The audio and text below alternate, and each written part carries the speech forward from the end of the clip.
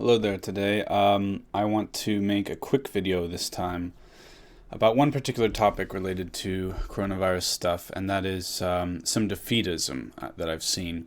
And I've seen this from at least two people whom I respect very much, and they're not saying that it's a media hoax or something like that.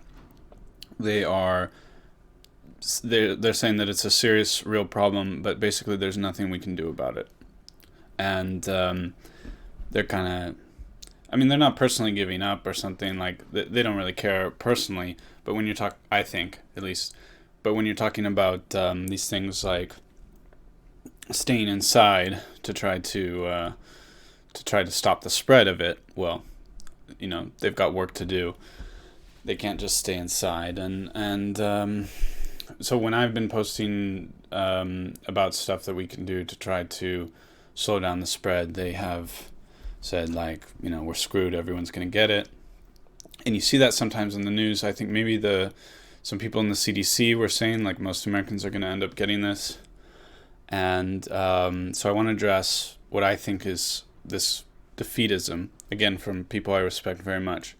So I want to point out that in Asia, it apparently has been held back. Now, I don't know, maybe the numbers in Japan can't be believed, and maybe we'll see it become like South Korea or something soon, maybe.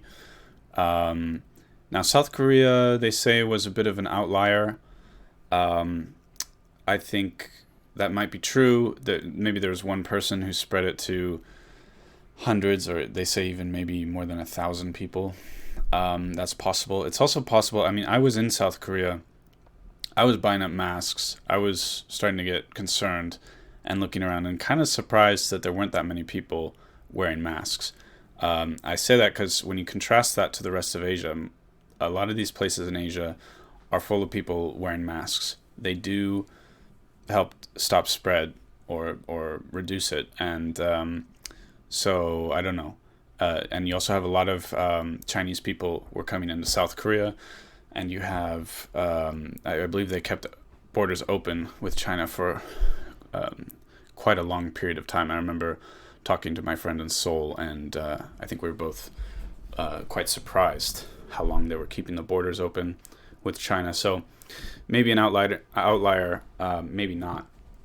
But in terms of, I guess, Singapore is just like a city, so it's not a great example. But Taiwan, Hong Kong, now South Korea seems to have it under control. And then China, they could cover up a few incidents here and there, but you can't cover up a full epidemic. The doctors and people working in the hospitals have connections with people they've met from the West. Many of them maybe studied abroad in the West and so on. Scientists with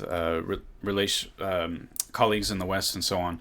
They can't hide a full-on epidemic, and so it seems to be much better in China. That seems to be a fact. So Asia seems to have it under control. Another thing I'll say, maybe we need to be worried about Philippines, Indonesia, Malaysia, places like that. Definitely India. So there are still serious concerns, but for the moment, they've got it under control, and it's taking off in Europe, obviously. But so that's why I'm saying don't be defeatist. We need to keep trying to work, doing our best to slow the spread, because we might be able to control it. Now that said, people have said, well, China's got it under control right now, but it's gonna flare up again. Now that it's been I think a couple weeks that since they've gone back to work, most of China, and so yeah, maybe certain areas it'll flare up again. But with extensive testing, there's going to be a lot more testing available every day. We get, I think, more and more capacity for testing. So with more testing, and you might need local lockdowns if there's a local epidemic. So local lockdowns and lots of testing and people being very careful in terms of maybe if they have masks to wear them, gloves if it's that crazy that they need to wear gloves, and and masks and all that stuff, then so be it. More remote working and so on. So we might see some epidemics crop up here and there in China, and maybe they can just lock down for a bit in those local areas and squash it. And we might see that particularly in Asia, I think, going forward. But what we really don't want is stuff like what's going on in Italy, and hopefully with their lockdown, it'll bring it back under control. We really hope that, because if it spreads to millions of people, it's going to be a lot more serious than it is now. But yeah, I mean, for the Americans and many other countries, they want to avoid a situation like Italy, so they need to keep fighting it. Look at what Asia has done. South Korea, Taiwan. If you look, there's some great articles. Taiwan is supposed to be maybe the country that had the best response.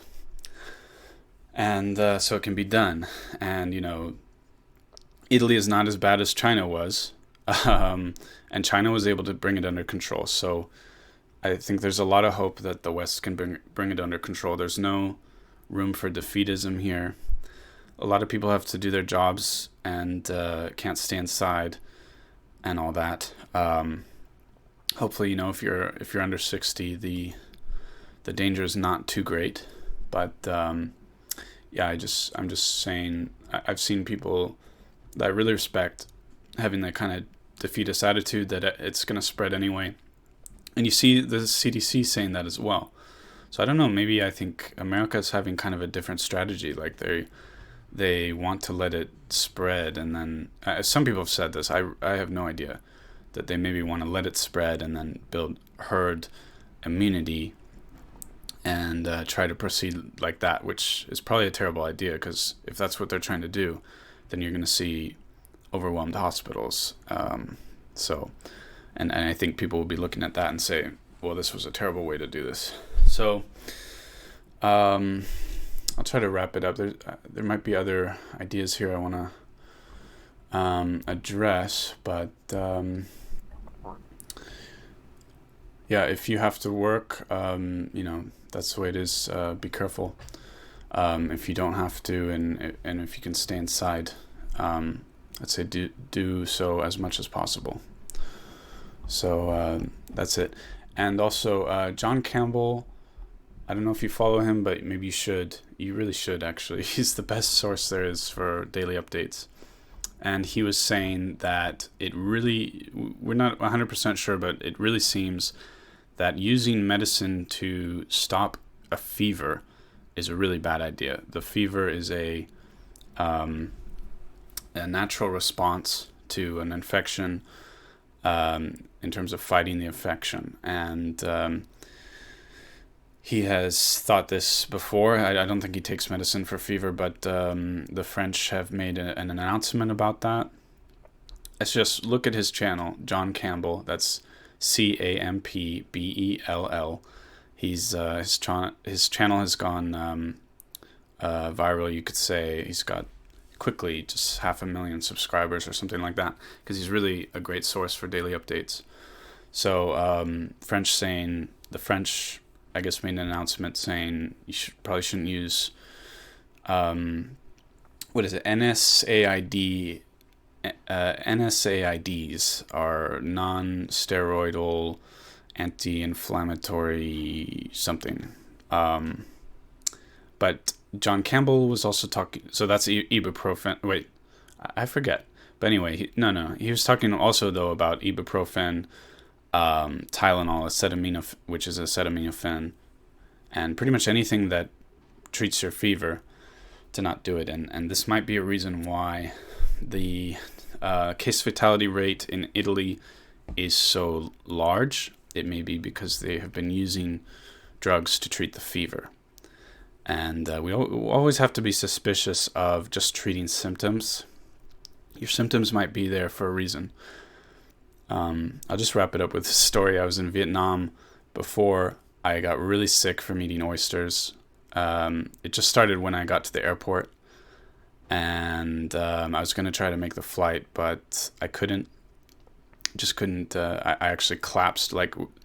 Luckily, we took a bus to get to the plane, because the bus made me realize, I cannot get on this plane. I basically collapsed.